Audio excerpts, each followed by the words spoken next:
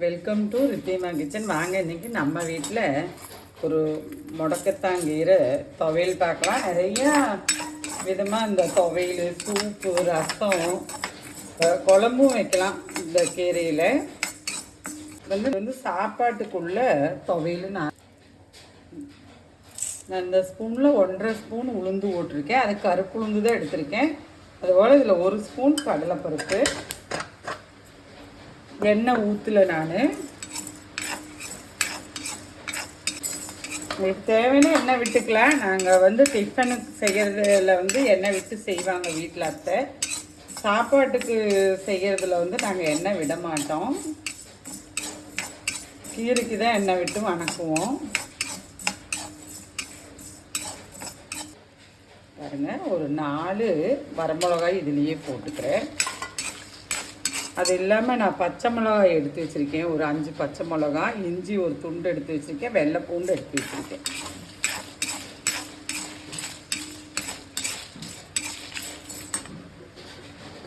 நம்ம இந்த டிஃபன் துவையலுக்கு வந்து நாங்கள் காஞ்ச கருவேப்பிலை யூஸ் பண்ண மாட்டோம். இந்த துவையலுக்கு வந்து நம்ம காஞ்ச கருவேப்பிலை தான் யூஸ் பண்ணுவோம். அது இப்போவே போட்டது. நம்ம வீட்டில் எப்போவுமே இந்த காஞ்ச கருவேப்பிலை வந்து ஸ்டோரேஜ் இருக்கும். சில துவையல்களுக்கெல்லாம் வந்து காஞ்ச கருவேப்பிலை ரொம்ப நல்லாயிருக்கும்.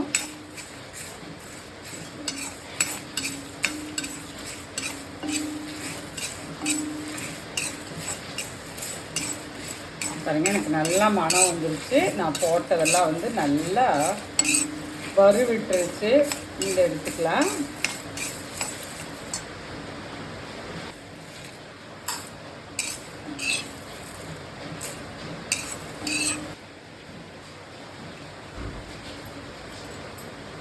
வந்து நான் 1 ஸ்பூன் எண்ணெய் விட்டுக்கிறேன்.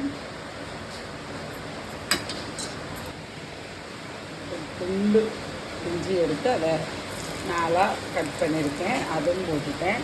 பூண்டு, வெள்ளை பூண்டு வந்து நாட்டு பூண்டு தான் எடுத்திருக்கேன்.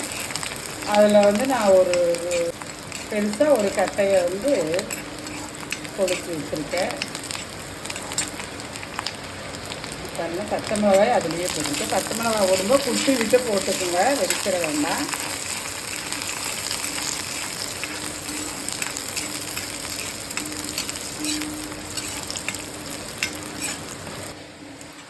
பாருங்கள், எனக்கு எல்லாம் வணங்கிருச்சு. நான் அதை எடுத்துட்றேன்.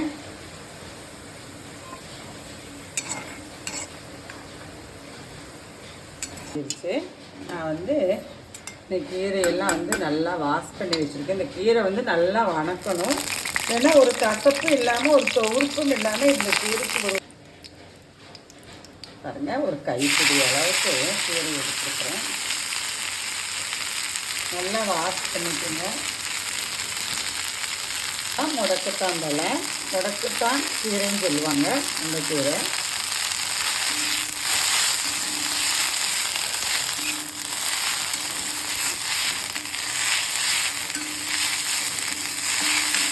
வேணுன்னா நீங்கள் விட்டுக்கலாம். எனக்கு இந்த எண்ணெய் போதும் நம்ம வீட்டுக்கு. நான் வந்து இரும்பு சட்டி, அதனால் வந்து இதுலேயே நல்லா வணக்கி அந்த சூட்லேயே நல்லா வணங்கிடுச்சு.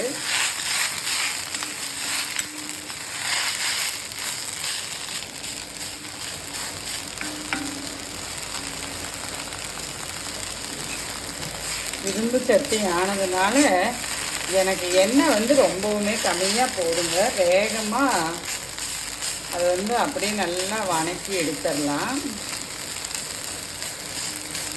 உங்களுக்கு தேவை இருந்தால் கொஞ்சம் கூட எண்ணெய் விட்டுக்கலாம். நான் ஊற்றின எண்ணெயிலே எனக்கு போதுமான அளவு. நாங்கள் செய்வோம் சாப்பாட்டுக்குள்ளே துவையல். அது மாதிரி நான் வந்து வணக்கி எடுத்துட்டேன்.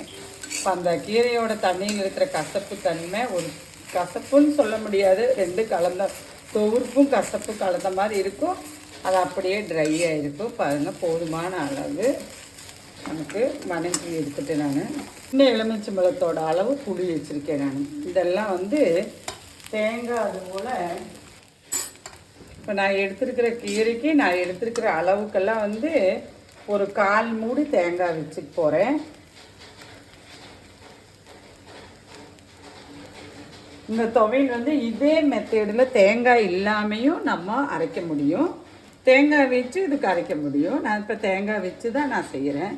பாருங்கள், கீரையெல்லாம் அப்படியே சுண்டு நல்லா அந்த அது என்ன சொல்லுவாங்க, அந்த கொஞ்சம் எண்ணெயிலேயே அந்த கீரையில் இருக்கிற தண்ணியிலேயே வந்து எனக்கு கீரை வந்து நல்லா வணங்கி வந்துருச்சு.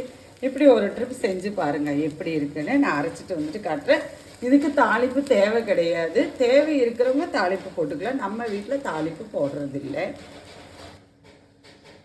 பாருங்கள், நான் நல்லா கெட்டியாக அரைச்சிட்டு வந்துட்டேன். சாப்பாட்டுக்குங்கும் போது நான் இவ்வளோ கெட்டியாக வச்சுருக்கேன், தாளிப்பும் போடலை நான். இது சாப்பாட்டுக்கு அரைக்கிற, நம்ம வீட்டில் சாப்பாட்டுக்கு அரைக்கிற துவையல் தான் இது. ரொம்ப ஹெல்த்தியான டிஷ்ஷுங்க. எல்லோரும் வீட்டில் இது மாதிரி செஞ்சு பாருங்கள். இதில் நிறைய போல் எனக்கு கீரை கிடைக்கும்போது ஒவ்வொரு ரெசிப்பியாக நான் செஞ்சு காட்டுறேன். வாங்க, நம்ம வீட்டில் சாதத்துக்கு கூட சாப்பிட்லாம். நல்லெண்ணெய் விட்டுக்குங்க, ரொம்ப நல்லாயிருக்கும். பிடிக்காதவங்க நெய் வேணாலும் விட்டுக்கலாம், தேங்காய் எண்ணெய் இதுக்கு ஓகே. வாங்க நம்ம வீட்டில் சாப்பிட்லாம். நன்றி, வணக்கம்.